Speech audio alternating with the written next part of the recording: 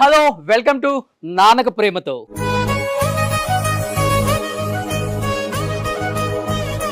ఈరోజు మన నాన్నక ప్రేమతోకి ఒక స్పెషల్ గెస్ట్ వాళ్ళ ఫ్యామిలీతో రాబోతున్నారు.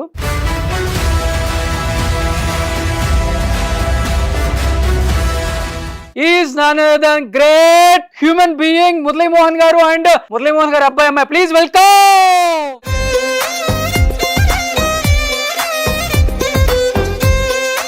ఫస్ట్ టైం మీ ముగ్గురు ఒక ఫ్రేమ్ మీద కనిపించడం. సో సుమన్ టీవీ ఎంతో ఎంతో ఎంతో ఎంతో పుణ్యం చేసుకుందని చెప్పుకోవచ్చు. మీలాంటి లిజెండ్స్ అందరూ ఇలా కూర్చొని నాన్నక ప్రేమతో షోలో నాన్న గొప్పతనం గురించి అండ్ నాన్న పిల్లల గొప్పతనం గురించి మాట్లాడటం.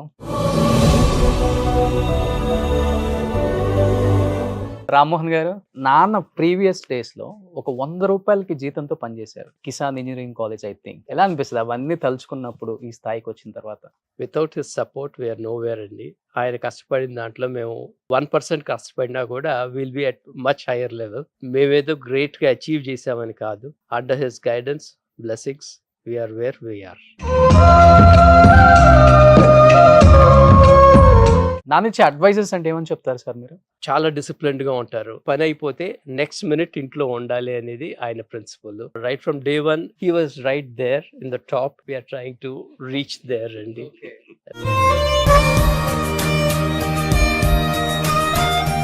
సో మీకు ఎలా అనిపిస్తుంది నాన్నగారు ఆయన జర్నీని ఒకసారి తలుచుకున్నప్పుడు? మాలాంటి వాళ్ళకి ఓ మై గాడ్, మురళీమోహన్ గారు అలా స్టార్ట్ చేశారు ఆయన కెరీర్ ని. యాజ్ ఎ డాటర్ గా మీరు ఎలా ఫీల్ అవుతారు? మీకే కాదండి, మాకు కూడా ఇంకా సర్ప్రైజెస్ ఉంటాయి. అలా తీరిగ్గా కూర్చొని నాతో మాట్లాడటం అవన్నీ తను యూఎస్ వచ్చినప్పుడే అనమాట. సో వేరే ప్రోగ్రామ్స్ ఏం పెట్టుకోరు.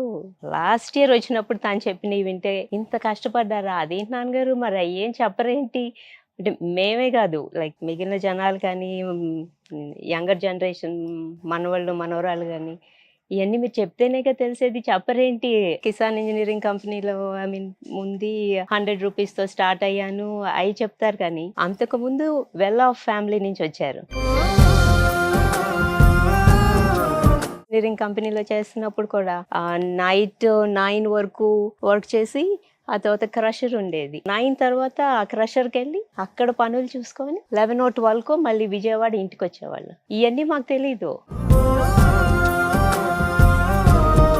పిల్లలిద్దరిని కష్టం తెలియకుండా పెంచుదాం, నేను కష్టపడ్డాను కదా ఈ కష్టం పిల్లలకి ఎందుకు తెలియటం అని అనే ఉద్దేశంతో పెంచారా, లేకపోతే ప్రతిదీ కూడా వీళ్ళకి తెలియాలి, రూపాయి విలువ తెలియాలి అనే విధంగా పెంచారా ఇద్దరిని? అంటే ఒక విధంగా ఐఎమ్ సో లక్కీ అండి. 10 మందికి సాయం చేయడానికి ప్రయత్నం చేస్తాను తప్ప ఎవరి దగ్గర నుంచి ఇది పొందను. తర్వాత రోజు పూజ చేస్తాను.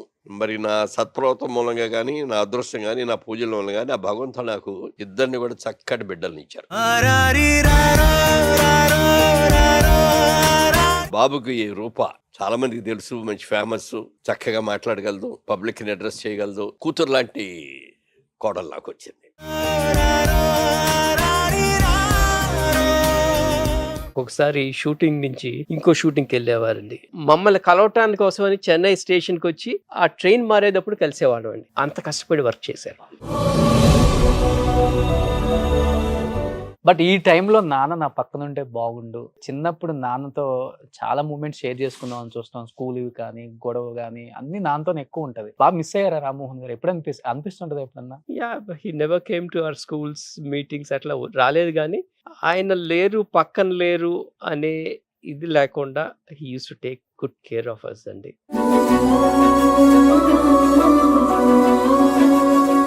కానీ ఎప్పుడు కూడా అక్యూజ్ చేస్తున్నట్టు ఫీల్ అయ్యేవాళ్ళం కాదు, లేరు అన్నట్టు కాదు, మన కోసమే కష్టపడుతున్నారు అనుకునేవాళ్ళం.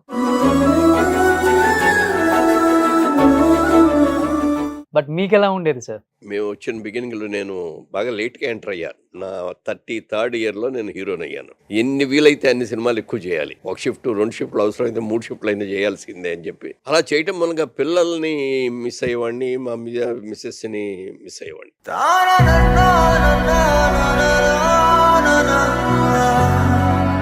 తన పెళ్లి టైంలో కూడా మీరు చాలా పార్టీలలో బిజీగా ఉన్నారు. టీడీపీలో పార్టీ ప్రకారంగా తిరగాలి అని చెప్పి తిరిగేసేవాడిని. ఓ రోజున కమ్మపాటి రామ్మోహన్ రావు మా ఆవిడికి ఫోన్ చేసి, సారీ అమ్మా మేము పెళ్లికి రాలేకపోతున్నాం, మీరు రాకపోయినా పర్వాలేదు సార్, మా ఆయన్ని పంపించడం తొందరగా ఉంది.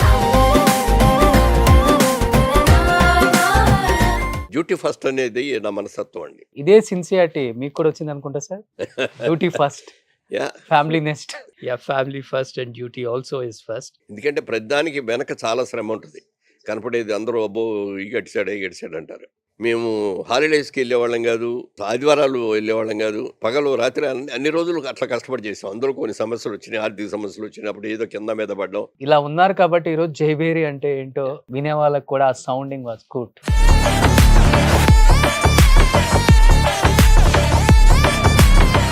ఓ టైంలోకి వచ్చిన తర్వాత వాళ్ళు కూడా తీసుకున్న తర్వాత నాకు సాధ్యమైనంతగా రెస్ట్ ఇవ్వడం మొదలుపెట్టారు. ఇద్దరు కలిసి చెప్పారు, ఇన్నేళ్ళు కష్టపడ్డారు కదా, చాలు ఇక మీరు కష్టపడకండి, మేము చూసుకుంటాం. ఇప్పుడు దాకా మీరు మాకు ఇచ్చింది చాలు, ఇంకా మీరు మాకేం సంపాదించి ఇవ్వక్కర్లేదు, మీరు హ్యాపీగా రెస్ట్ తీసుకోండి. మీకు ఎక్కడికి వెళ్ళాలంటే అమ్మ మీరు కలిసి ఏ దేశం కావాలంటే ఆ దేశం తిరిగి వస్తూ ఉండండి, లేకపోతే కొన్ని రోజులు మా దగ్గర ఉండండి, కొన్ని రోజులు ఇక్కడికి వచ్చి బాబు దగ్గర ఉండండి, లేకపోతే ఇది అది కూడా కాదు అనుకుంటే మీకు అప్పట్లో నేను ఏదో సీనియర్ సిటిజన్ హోమ్ అది పెట్టాలని, ఏవో ట్రస్టులు పెట్టాలని ఇట్లా ఉండేది కోరిక. మీరు అవి ఏమనుకుంటున్నారు, అవన్నీ చేయండి, మాకేం రూపాయి ఇవ్వక్కర్లేదు, మీరు ఇచ్చింది మాకు చాలు, మా కళ మీద మేము నిలబడుతున్నాం, మేము సంపాదించుకుంటాం.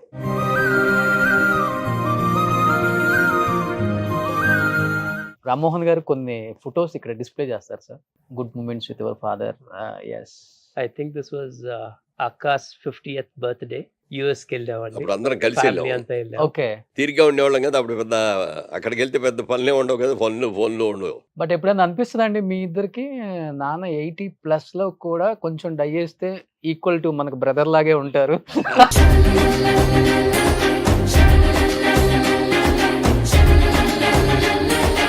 మా బాబు పుట్టినరోజు అప్పుడు ఫోటో ఇది. పెద్ద చేంజ్ ఏం లేదు, 15 years బ్యాక్ ఎలా ఉన్నారు ఇప్పుడు కూడా అలానే ఉన్నారు. అంటే యాక్టర్స్ పిల్లలు ఎప్పుడు అదే వాతావరణంలో తిరుగుతాం కాబట్టి ఆ ఫీల్డ్ లోకి వెళ్ళాలని ఎక్కువ ఉంటుంది ఎవరికైనా కానీ. ఎందుకని సార్ మీకు సపరేట్ ట్రాక్ వద్దు నాకు ఇండస్ట్రీ అని చిన్నప్పుడు అనిపించిందా? We have seen him working for 3-4 movies in a day also. పొద్దున 6 నుంచి 9, 9 నుంచి 5 or 6, అగైన్ ఇంకో షూట్, అట్లా అండి. ఇప్పట్లాగా టైం లిమిట్ అనేది ఉండదు. అవును సార్. 10 అవనివ్వండి, 11 అవ్వండి, 12 అవ్వండి, అట్లా షూట్ చేసేవారు. All those things were deterrent for us, but he is work so hard. ఆ బిజీగా వర్క్ చేయడంలో ఒకటి రెండు సందర్భాల్లో మా అమ్మాయి బర్త్డే మర్చిపోయి విష్ చేయలే. నేను అప్పుడు మా ప్రెసిడెంట్గా ఉండి నా అందరి దృష్టి నా దగ్గర లిస్ట్ ఉండేది. ఏ రోజున ఎవరు బర్త్డే అయితే అక్కడి నుంచి ఫోన్ చేసాం, నాన్నగారు నాకు మాలో మెంబర్షిప్ ఇస్తారా అన్నారు. నీకెందుకమ్మా అన్న, మాలో మెంబర్షిప్లో ఉంటే నా బర్త్డే గుర్తు పెట్టుకొని చేస్తారు కదా, నాకు విషెస్ చెప్తారు కదా. 2 పిల్లర్స్ లాగా నిలబడ్డారు. రూపా పెళ్ళైన తర్వాత మా ఇంటికి వచ్చిన నా గుర్తుకి మొదటి క్షణం నుంచి అమ్మా నాన్నగారే నేను పిలిచింది. మమ్మీ ఏ రోజున మామగారు అత్తగారు అనేది పిలవదు. She's also my daughter. అంటే లవ్ మ్యారేజ్ కదా రామ్మోహన్ గారు? అవునా? మీది సార్.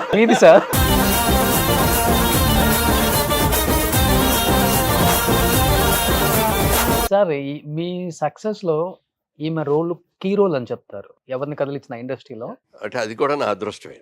అంటే ఒక మంచి కుటుంబం నుంచి ఉన్న అమ్మాయిని చూసిన గంటలో ఓకే అని చెప్పాను. వారం రోజులు తిరగకుండా పెళ్ళి అయిపోయింది. మా పెళ్ళి అయిపోయిన తర్వాత సరే, అప్పుడు ఈ బిజినెస్ లో నేను 10 పైసలల్లా 15 పైసలు వాటా చేశారు. 100 రూపాయల జీతంలో 150 రూపాయలు చేశారు. తర్వాత ఒక సందర్భంలో మా చిన్నాన్నగారు ఆయన రిటైర్ అయ్యి వెళ్ళిపోతున్నాను, అది ఎవరో అడుగుతున్నారు ఇచ్చేద్దాం అనుకుంటున్నా, నువ్వు ఫస్ట్ ప్రిఫరెన్స్ నీకు ఇస్తాను, నువ్వు తీసుకుంటే నువ్వు తీసుకో, నువ్వు తీసుకోకపోతే బయట వాళ్ళు అడుగుతున్నారు ఇచ్చేస్తానన్నారు. నా దగ్గర అంత డబ్బు ఉంటే ఆ రోజునే చేరేవాడిని కదండి, డబ్బు లేదు ఇచ్చేయండి అన్న. అంటే లేదు, వారం రోజులు టైం ఇస్తాం ఆలోచించుకోను. ఇంటికి వెళ్ళిన తర్వాత నేను ఏదో ఆలోచిస్తా, ఏం చేయాలో తెలియట్లేదు. ఎస్ అనాలా నో అనాలా, ఎస్ అంటే ఎల్లా అని అనుకుంటున్న టైంలో మా ఆవిడ కనిపెట్టి, ఏంటి వాళ్ళు అట్లా ఆలోచిస్తున్నారు, ఏంటి ఏమైందంటే, ఏం లేదు మామూలుగానే ఉన్నాను. కాదు ఏదో ఉంది చెప్పండి అంటే అప్పుడు చెప్పా, ఇట్లా చిన్నాన్నగారు ఇలా అన్నారు, ఆయన షేరు ఇచ్చేస్తానంటున్నారు, మరి తీసుకోవచ్చు కదా అంది. మా దగ్గర డబ్బులు ఎక్కడ ఉన్నాయి అన్న. అంటే మా పుట్టింటి వాళ్ళు నాకు 5 ఎకరాలు ల్యాండ్ ఇచ్చారు కదా, ల్యాండ్ అమ్మేద్దాం, అవి ఆడపిల్లకి ఇచ్చిన ఆస్తి అమ్మకూడదు, ఐ డోంట్ లైక్, అది నీ పేరునే ఉండాలి తప్ప దాన్ని అమ్మటం. నేను రేపు బిజినెస్లో లాభం రావచ్చు, నష్టం రావచ్చు. నష్టం వచ్చిందనుకో, పుట్టింటి వాళ్ళు ఇట్లా చేసి ఇచ్చిన దాన్ని ఇట్లా పాడు చేశారని నువ్వు అనుకోవచ్చు, లేకపోతే మీ పేరెంట్స్ అనుకోవచ్చు రేపు పొద్దున్న. అంటే లేదండి నేను కన్విన్స్ చేసి నేనే మాట్లాడతాను. ఆవిడే మాట్లాడి వాళ్ళ పేరెంట్స్ మాట్లాడిన తర్వాత, అబ్బాయి బుద్ధిమంతుడు బాగా చేస్తున్నాడు కదా బిజినెస్, తీసుకోమ్మా మీకు ఇచ్చిందే కదా అని వాళ్ళే వెంటనే అమ్మేసి తీసుకొచ్చి డబ్బులు ఇచ్చారు. ఇది కూడా సినిమా యాక్టర్ అవ్వకముందే సార్ ఇది? అవ్వకముందే ఇది. ఓకే. మేము విజయవాడలో ఉండేవాళ్ళం అప్పుడు. మేము నలుగురం కలిసి ఆ రోజుల్లో సినిమాలకు వెళ్తే, నలుగురం కలిసి ఒకే మోటార్ బైక్ మీద సినిమాలకు వెళ్ళటం, హోటల్స్కి వెళ్ళటం. ఇప్పుడు కూడా ఎవరన్నా మోటార్ సైకిల్ మీద అట్లా నలుగురు వెళ్తా అంటే అలాగే చూస్తూ ఉంటారు అనమాట. అందరం అండి, అందరికీ అది స్వీట్ మెమరీయే.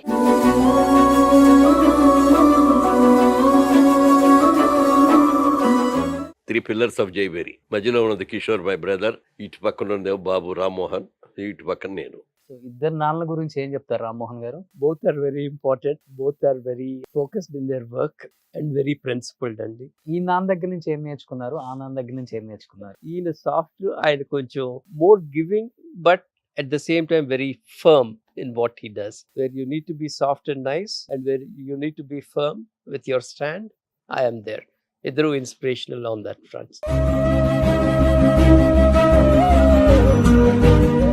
రామ్మోహన్ గారు, జైబేరి ఇంత సక్సెస్ అవడానికి మీరు పడ్డ కష్టం అంటే ఏమని చెప్తారు? ప్లాట్స్ ఆడుతూ పాడుతూ చేసేవాళ్ళం, కష్టపడకుండా సేల్ అయిపోయి. ఆ తర్వాత 9/11 ఇన్సిడెంట్ జరగటం, ప్రాజెక్ట్ ఒక 40% అయిన తర్వాత సేల్స్ వర్ నాట్ హ్యాపెన్.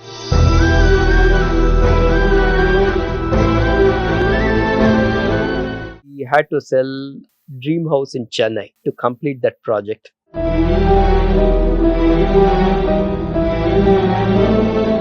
అంటే జైబేరి ఇప్పుడు కొన్ని వేల కోట్ల సంస్థ అనుకోండి, అది పక్కన పెడితే ఫోన్ లో పని చేయించుకోవచ్చు అనుకోవచ్చు చాలా మంది ఈజీగా.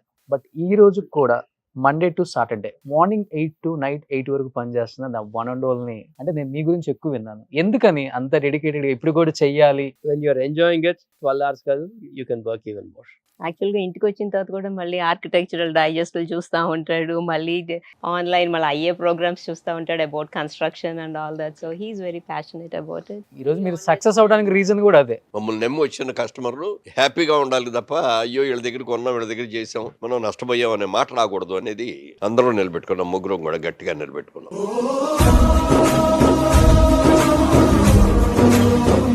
నాన్ని డల్ గా చూసిన సందర్భం ఏమైనా ఉందా?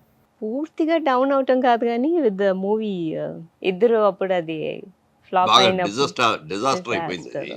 సో అప్పుడు యాక్చువల్గా నేను యూఎస్ లో ఉన్నాను కానీ ఐ హర్డ్ అండ్ దెన్ అమ్మ నాతో ఉన్నారు. So she is always the rock. So ఎవరికి ఏమైనా కూడా ధైర్యం చెప్పేది తను అనమాట. సో ఐ థింక్ నాన్నగారి స్ట్రెంగ్త్ చాలా వరకు అమ్మ నుంచి కూడా వస్తుంది. బట్ ప్రతి సూన్ లైఫ్ అంటే అప్స్ అండ్ డౌన్స్ ఉంటాయి, అలా వాళ్ళకి వాళ్ళు చెప్పేసుకుంటారు. నెక్స్ట్ ప్రాజెక్ట్కి దే ఆర్ రెడీ. సో ఎప్పుడన్నా పిల్లల కోసం ఏడ్చిన సందర్భం ఉందా మీరు? ఇప్పుడు అసలు ఆ సందర్భం రాని ఉన్నాను. I feel proud of them. మీకు ఒక చిన్న సర్ప్రైజ్. ప్లీజ్ వెల్కమ్ రూపా మాగంటి గారు.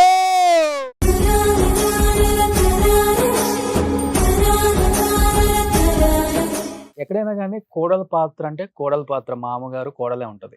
ఎక్కడ మీ ఫ్యామిలీలో కోడలు మామ అని ఉండనే ఉండదు. ఫ్రమ్ డే 1 నుంచి కూడా అండ్ ఆయన వచ్చినప్పటి నుంచి కూడా రూపా గారు అంటే నా కూతురు, ఇంకొక కూతురు అని చెప్తూనే ఉన్నారు. ఏంటి అంతగా రూపా గారు వచ్చిన తర్వాత ఆ ఇంట్లో జరిగిన మిరాకిల్ అంటే ఏమని చెప్తారు? పెళ్ళై వచ్చిన తర్వాత రోషన్ గారు వచ్చిన 3 months కి వదిన క్యారింగ్ అని తెలిసి అమ్మ యుఎస్కి వెళ్ళారు. అమ్మ యుఎస్కి వెళ్ళిన తర్వాత సో నాకు ఫ్రెండ్ అన్న ఇంట్లో క్లోజ్ ఇది నాన్నగారితోనే ఎక్కువ బాండింగ్. అండ్ నేను క్యారింగ్ అని తెలిసిన తర్వాత ఇంకా ఎక్కువ నువ్వు కూర్చో నాతో కూర్చో నువ్వు టిఫిన్ తినాలి అని నాన్నగారు మళ్ళీ బయటకు వెళ్ళిపోతే నేను టిఫిన్ తిన్నేమోనని కూర్చోబెట్టి టిఫిన్ ఆయనతో పాటు తింటాం. కానీ మళ్ళీ భోజనం వస్తే భోజనం టైంలో మేము అందరం వాళ్ళందరూ భోజనం చేసేసి వెళ్ళిపోవచ్చు, ఆఫీస్కి వెళ్ళిపోవచ్చు, నువ్వు కూడా కూర్చో భోజనం చేయి. అట్లా ప్రతిదీ చాలా కేరింగ్గా ఉండేవారు. He was more like a mother figure. ఏ తండ్రి అయినా కానీ ఇద్దరు పిల్లల్ని నా ఇద్దరు కళ్ళు అని చెప్తారు. మరి రూపా గారు మూడో కన్ను. మేడం, నాన్నలో నుంచి మీరు నేర్చుకున్న ది బెస్ట్ క్వాలిటీ, నాకు లైఫ్ లాంగ్ చాలా అంటే చాలా యూజ్ అయింది ఇది నాన్న దగ్గర నుంచి నేర్చుకున్న క్వాలిటీ అంటే ఏమని చెప్తారు మీరు? అంటే కావాలని నేర్చుకోలేదు, బట్ ఆయన పాజిటివిటీ నాకు వచ్చింది అనుకుంటాను. So unless it's proven wrong అందరూ మంచివాళ్ళే అనుకుంటాను. ఏదన్నా బ్యాడ్ కనిపించినా వాళ్ళు పెరిగిన పరిస్థితి వలన అలా బిహేవ్ చేశారేమో. హార్డ్ వర్క్ మాత్రం చెప్పాను కదా, ఈ మధ్య ఇంకా తెలుసుకుంటున్నాను నాన్నగారు ఎంత హార్డ్ వర్క్ చేశారని. అవన్నీ చూసిన తర్వాత ఇట్స్ మోర్ ఇన్స్పైరింగ్. చిన్నప్పటి నుంచి నాన్నతో ఉండటమే చాలా తక్కువ కదా మీరు? అసలు నాన్నగారు వచ్చారంటేనే ఒక నైస్ ఎనర్జీ ఉండేది ఇంట్లో. చాలా హ్యాపీగా నాన్నగారితో ఉన్న ఫ్యూ టైమ్స్ బీచ్కి వెళ్తారు, మెడ్రాస్ బీచ్కి వెళ్ళే వాళ్ళం. అమ్మాయి పుట్టిన తర్వాత మాకు బాగా కలిసి వచ్చింది. వర్కింగ్ పార్ట్నర్ నుంచి పార్ట్నర్ అయింది అమ్మాయి పుట్టాకే.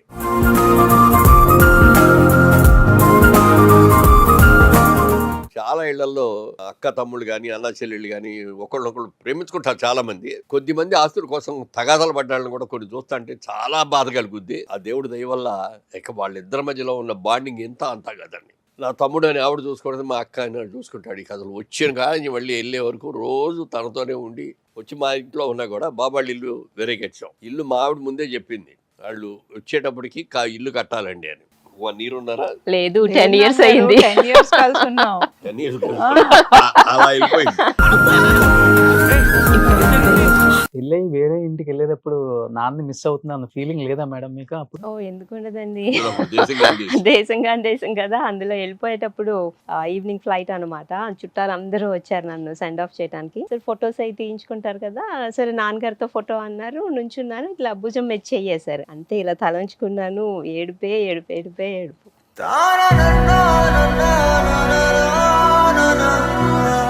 వాళ్ళ అమ్మ నాన్న గొప్పతనం ఏంటో ఒకసారి ఆయన మాటలో చూద్దాం. లాస్ట్ టైం ఫైనల్ గా ఎన్ని ఇయర్స్ ఉన్నారు సార్ నాన్నగారు? 96 ఏళ్ళు. Mother 100 years.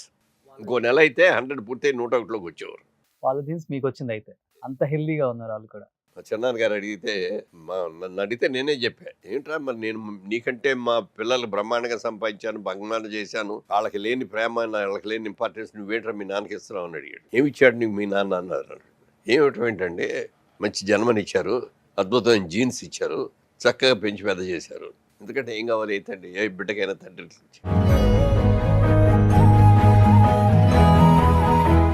అమ్మకి, నాన్నగారికి, తమ్ముడికి, మాకు అందరికి సెల్ఫ్లెస్ గా ఆలోచించే మనిషి. ఇంకోటి ఏంటంటే ఇందాక వదిన చెప్పినట్టు నాన్నగారు పాజిటివిటీ అంతా వదినలో ఉంది. అంటే మేమంతా ఒక క్షణం కాకపోతే ఒక క్షణం ఈ మనిషిలో ఏదైనా తప్పు ఉందా అని ఆలోచిస్తామేమో. వదిన ఎవరి గురించి ఎప్పుడు తప్పుగా ఆలోచించరు, అన్ని పాజిటివ్ గా ఆయన చూస్తారు. వారసత్వం ఎక్కువగా పుణికిపుచ్చుకుంది కూతురు.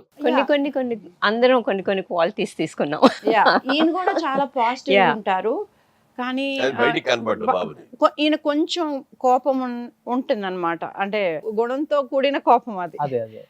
బట్ వదినికి అది కూడా ఉండదు అనమాట. ఈ జనరేషన్ లో ఆవిడే పెద్ద కాబట్టి we all look to her for that guidance also.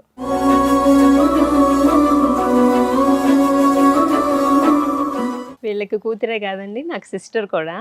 తను పెళ్లి కాకముందే లవ్ మ్యారేజ్ కాబట్టి నాకు తెలుస్తాను. సో అక్క అని పిలుస్తా అంటే నాకు చిన్నప్పటి నుంచి వదిన పిలుపు చాలా ఇష్టం. సో అప్పుడు రాము చెప్పాడంట, అక్క వద్దు వదిన అని పిలు, అక్కకి బాగా ఇష్టం అలా అని. సపోర్ట్ చేసి So, మీరే ఉంది. ఏ టైంలో అనిపించింది 100కి 100 వేద్దాం రూపాకి, మన ఫ్యామిలీకి కరెక్ట్ అనిపించింది? తమ్ముడికి లవ్ ఎట్ ఫస్ట్ సైటో కాదో నాకు తెలియదు, కానీ నా పెళ్ళికి వచ్చింది. So she had this short hair and nice sari కట్టుకొని బొకే తీసుకొని నా పెళ్ళప్పుడు తీసుకొచ్చి నాకు ఇస్తే నేను అప్పుడే పడిపోయాను.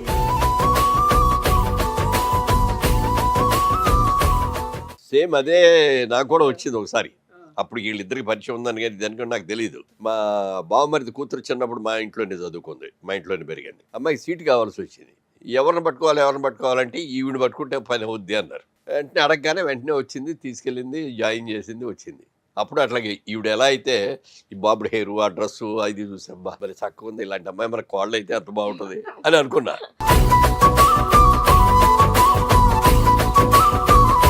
ఒకసారి ఎవరో వాళ్ళ ఫ్రెండ్స్ వచ్చారు ఇంటికి, వాళ్ళు చూసి వెళ్ళిపోతాంటే ఆ ఫైర్ ప్లేస్లు అన్నీ ఉంటాయి కదా, దానిపైన ఫోటో చూసి ఏంటి మురళీమోహన్ గారు తెలుసా మీకు?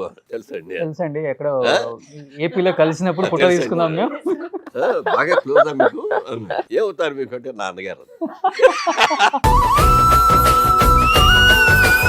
నాన్నగారు యూఎస్ వచ్చిన గార్డెనింగ్ చేయటం కానీ, గ్రోసరీస్కి రావటం కానీ, కాస్ట్కోని అక్కడికి రావటం అని. ఒకసారి నాన్నగారు అక్కడ కాస్ట్కోలో బట్టలు చూస్తున్నారు, నేను ఇంకొంచెం దూరంలో ఇంకేదో చూస్తుంటే నాన్నగారు మధు ఈ షర్ట్ బాగుందా అని అడుగుతున్నారు, నేను ఆన్సర్ చేస్తున్నాను. ఎవరో ఒక ఆయన అలా చూస్తా, తెలుగు ఆయన నా దగ్గరకు వచ్చి, ఏమండి మీ ఫాదర్ మురళీమోహన్ గారు లాగా ఉన్నారండి.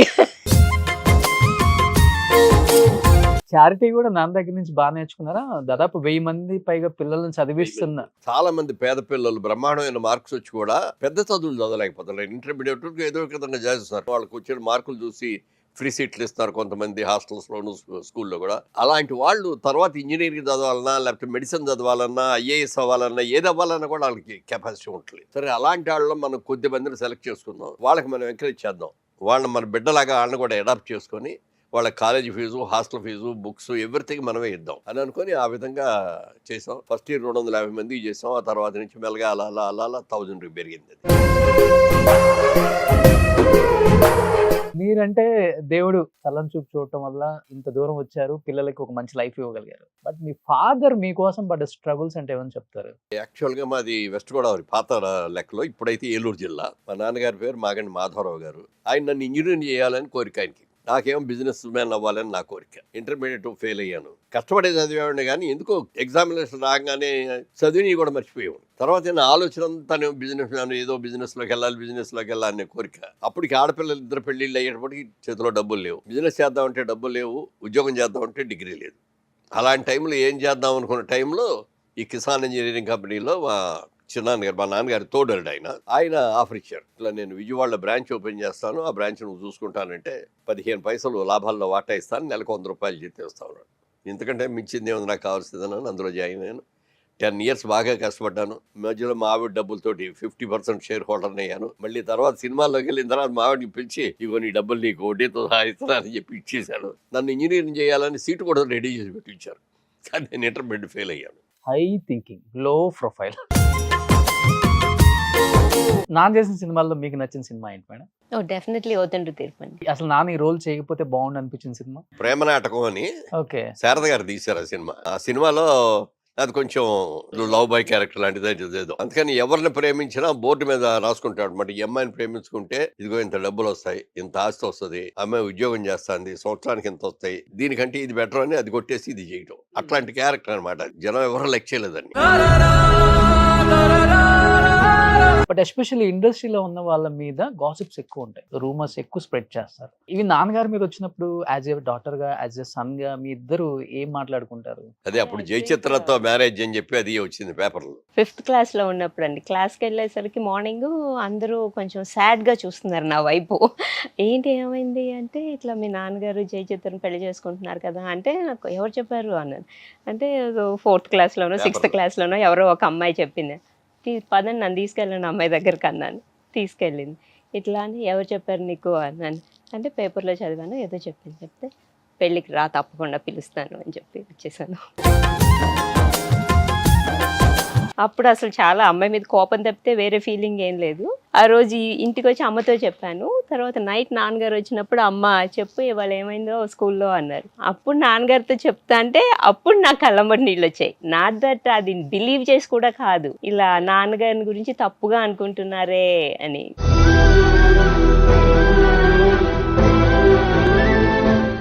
ఇది వచ్చినప్పుడు జయచిత్ర పెళ్ళి అన్నప్పుడు నేను ఇంటికి వెళ్ళేటప్పుడు ఇల్లు కామ్గా ఉంది, క్వైట్గా. ఏదో గొడవలు జరుగుతూ ఉంటాయో ఇంట్లో, అది ఎలాగని ఏడుపులు పెడపబ్బులు ఉంటాయేమో అని అనుకున్నా. ఏమీ లేదు, క్వైట్గా ఉంది. ఎలాగనే స్నానం చేయండి అంది. స్నానం చేసి వచ్చాను, భోజనం పెట్టింది, భోజనం చేశాను, పడుకున్నాం. ఒక ఇన్సిడెంట్ జరిగింది అన్న. ఏంటి అంది. ఇట్లా జరిగింది అన్న. తెలుసు అన్న. బట్ తెలిస్తే అడగలేదు ఏంటి అన్న. నాకేమన్నా అనుమానం ఉంటే కదా మీ మీద అడగడానికి, అలాంటి పనులు మీరు చేయరనే సంగతి నాకు తెలుసు. కూతురు ఇలా అందంట, స్కూల్లో ఎవరో అడిగితే వాళ్ళ మీద కోపంతో పెళ్లికి పిలుస్తాను వస్తావా అని అందంట. అప్పుడు అనిపించింది ఆ క్షణంలో నాకు, ఇంత ప్రేమించే భార్య, ఇంత ప్రేమించే బిడ్డలు, నా మీద ఇంత నమ్మకం ఉన్నప్పుడు ఈ నమ్మకాన్ని నేను జీవితాంతం నిలబెట్టుకోవాలి. ఎప్పుడూ కూడా నా భార్య కానీ, నా పిల్లలు కానీ ఎవ్వరూ కూడా ఇదిగో ఈయన్ని మా నాన్న అయినందుకు మేము ఇట్లాంటి చెడ్డ పేరు వచ్చింది, ఆయన మూలంగా మేము ఇన్ని కష్టాలు పడ్డాను నా బిడ్డలు అనుకోకూడదు, ఈయన పెళ్లి చేసుకోవటం మూలంగా నా జీవితం నాశనం అయిపోయిందని నా భార్య అనిపించుకోకూడదు అని చెప్పి ఆ రోజు నుంచి ఈ రోజు వరకు కూడా చాలా జాగ్రత్తగా ఉన్నాను. ఇప్పటికి కూడా అలాగే పెట్టి. Super, great father.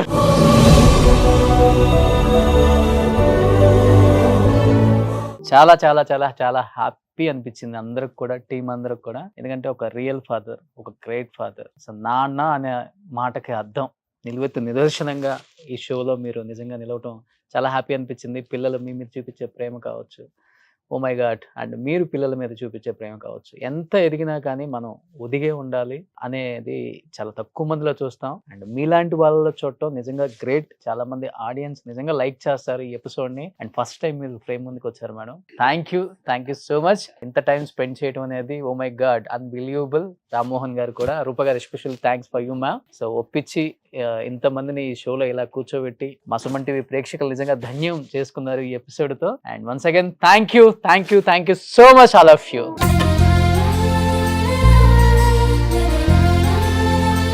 సో లాస్ట్గా మీ ఆటోగ్రాఫ్ అండ్ ఒక కేక్ కటింగ్ చేసుకొని ఫినిష్ చేద్దాం.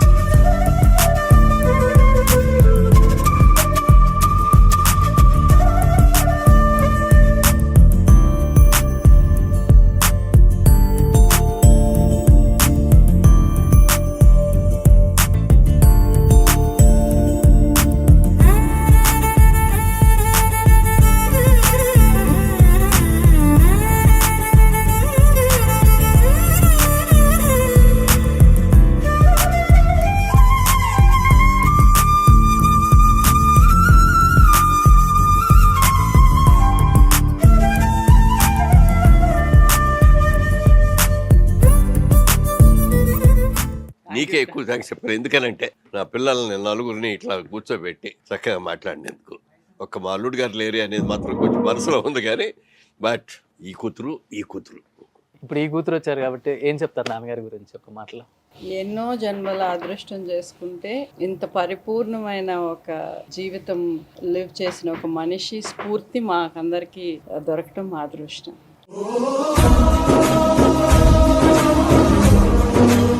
తండ్రి కొడుకు కూతుర్ని ఇంతగా ప్రేమించటం బహుశా స్క్రీన్ మీదే చాలామంది పేరెంట్స్ చూస్తారేమో. అండ్ పిల్లలు నాన్న ఇంతగా ప్రేమించటం బహుశా ఇప్పుడున్న జనరేషన్ కూడా నేర్చుకోవచ్చు.